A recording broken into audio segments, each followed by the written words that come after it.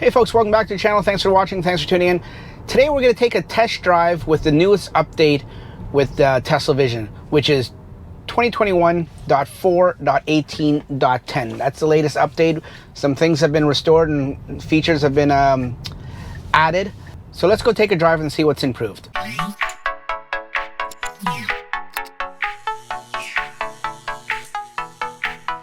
Okay folks, we're back. We're about to go into autopilot. So just a reminder, we are on version 2021.4.18.10. This is a standard autopilot car only, no FSD. And our setting for our following distance is going to be set at 5. And this is a Tesla Vision car. No radar, just cameras. Let's engage autopilot and see what's new. It's a 60 zone here, and autopilot's going to be set at 70 kilometers, so we're going good. Now, in the update of this latest update, it just said bug fixes, and we know from previous updates when it says bug fixes, it may mean other things under the hood that involve autopilot that they just don't document and don't go into details about. But we found numerous times that stuff has been changed and altered and tweaked and enhanced. It's just not mentioned. It just says bug fixes, and that's all it says. It's very vague, and they just leave it at that. So let's take a drive and see if we find anything. We'll do some city street driving, and we'll do some highway driving, and see how autopilot's doing. I mean, I'll be honest folks, it was doing quite fine before in the original version when I first got the car back in late May. I've had it for about 4 or 5 weeks, and it's been doing quite fine. It's not perfect, nor was the regular autopilot with the radar. It was never perfect either, but what I'm saying is it was close to that. It wasn't exactly like that because some of the stuff that got nerfed, it wasn't exactly like that, but it's been pretty close. I have no problem. I feel really bad for the people that have been saying that in some of my previous videos and comments, saying that their experience with the Vision only cars or Tesla Vision is that it was very poor and a lot of phantom braking, and it just wasn't doing well. I haven't experienced any of that, folks. I would be honest, I would tell you, I want to be very transparent with you guys. I would tell you if I did notice that, but I haven't noticed that at all. So I don't get it. I'm not calling you guys a liar or anything like that, certainly not. I just don't understand what your experiences are that are so different than mine. I'm gonna get out from behind this van or truck and go ahead so I can go up to 80.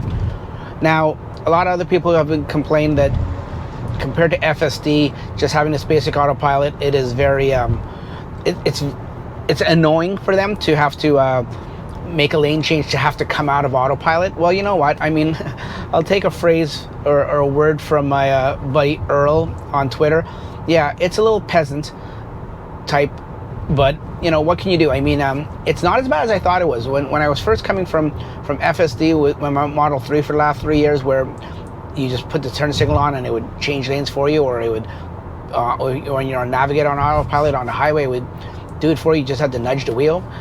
I mean, I thought it was going to be really bad, but I realized a few things. That A, when you put the signal on, it sort of unlocks the wheel a lot easier for you to just nudge it to make that lane change and then go back into autopilot. What am I doing there?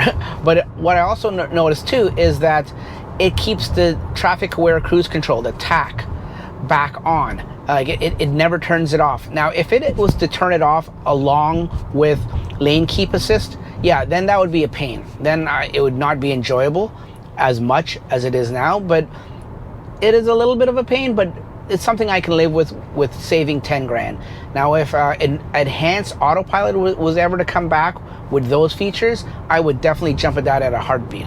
Like, that's worth it. So, you know what? For saving 10 grand, I'll see what the subscription's gonna be. We all know it's not gonna be cheap. It's gonna be expensive, but we'll see what it's like. Okay, coming out of autopilot here, just to get on the highway. We're gonna do some highway driving and see what it's like. Is there a lot of traffic on the highway? Now, one of the things that has changed in this one, it went from the limiting the highway speed of 75, or the autopilot speed, at 75 miles an hour. They've now upped it to 80 miles an hour. So 75 was about 120 kilometers. So that should go up to about 128, 129 kilometers. So we'll see. We'll test it out. I don't need to go 130 kilometers. There's where it says take over immediately. I get that and the hands on the red hands signal with the hands on the steering wheel a lot when I'm in construction zones and it's picking up construction barrels and cones and stuff like that. And as you can see, we're here in a construction zone. So I will turn the cruise control on. Defaults to 115. It's a 100 kilometer zone. I will pop it up to, okay, it'll go to 125. Now this is a construction zone, like I said, and they're widening the road. There's that apply slight force to the wheel with the red hands message I was telling you about. And this is a long on-ramp. They're doing a lot of construction here, so it's a long on-ramp. There's a little twist here. Let's see how it handles it at 125. Handled it just fine. Now it's braking heavy. I'm gonna have to come out of autopilot because I need to merge, and it won't do it on its own. Go back into autopilot. Now it says 125. Obviously I'm only doing like 70. Let's go to 26, 27, 28, sure, 29, should be maxing out here. 30. Oh, it actually goes to 130. So here in Canada, the maximum for autopilot is 130, and in the States, it's 80 miles. So yeah, if I go any more, it'll tell me auto steer speed restricted to 130 kilometers. So that's fine. You know what? 130 is perfectly fine. There's no need to be going more than 130.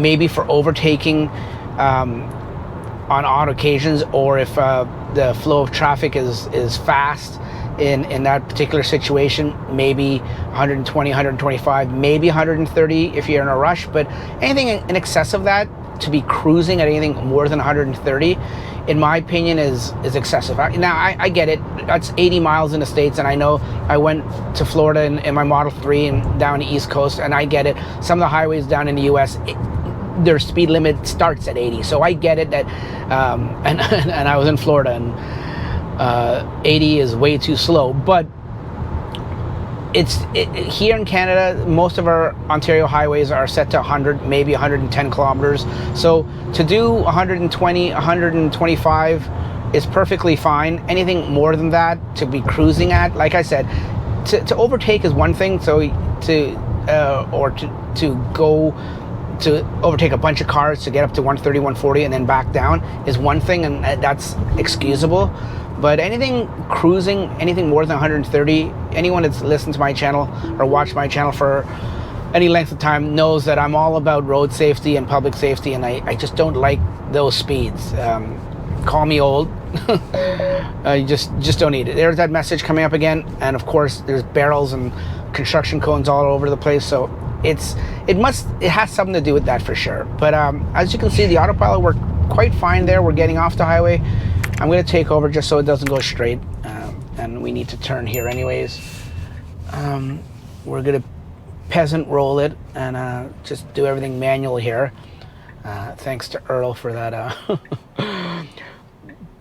incredibly accurate description of anyone that doesn't have the beta or even autopilot or FSD. So we're back on city streets. I will engage autopilot. Now this is one of the places in Southern Ontario, they have every now and then they have some city streets that it actually allows you to cheat. It's the 70 kilometer hour zone, but allow me to do not just 10 over, but actually now it's allowing me to do 85. We're not going 85, but it would allow me to. Look, I can even pop it up to 90 and allow me to do 90. But there's a handful of streets in around here that will actually allow me to do that, which is good. It's a little bit of a cheat. As we continue going, it is a hot day, folks. It's 32 degrees. I don't know if you can see it on the screen. There's 32 degrees. And this is my second recording of this video. So this is why the camera goes down every now and then. It's a GoPro 9, but it's got the media mod pack on it. So it's an extra casing on top of it. It probably doesn't allow it to breathe too well.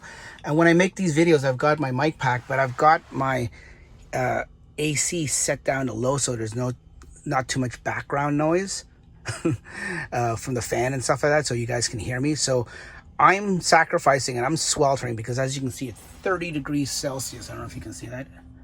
It's 30 degrees Celsius here in Southern Ontario today. So if I'm hot, the GoPro is definitely hot, especially when it's recording in 4K. So it craps out and shuts down every now and then. Let's get back to the video.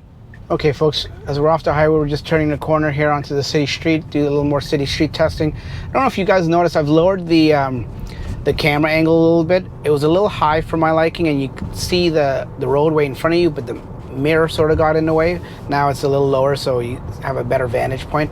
Anyways, city streets, as you can see, it's working fine. We're coming up to a fresh green light with a white van going a little slow. What I've noticed, and tell me if you guys, anyone that has just division only cars that came from a radar car, like that's traded up, or have one, an older one with FSD or even autopilot. Tell me if you notice this. Undivided road here, we're going east and west. Undivided road, you can see the cars in front of me, you can see the cars behind me and beside me that would show up rendered on the screen here, but the cars going the opposite direction, the oncoming cars, it doesn't show anymore. It used to. Correct me if I'm wrong, I'm like 95% sure that back in the day, when I say back in the day, when I had my radar car, it used to show the other cars. Mind you, it would be delayed and stuff like that, like maybe half second or a second delayed. It would show up. Now it doesn't. Now I suspect that it is seeing them internally, it's just not rendering it onto the screen. I have no proof of this. I thought since day one, I got this car over a month ago, that it's seeing more. Once again, I say I have no proof of it.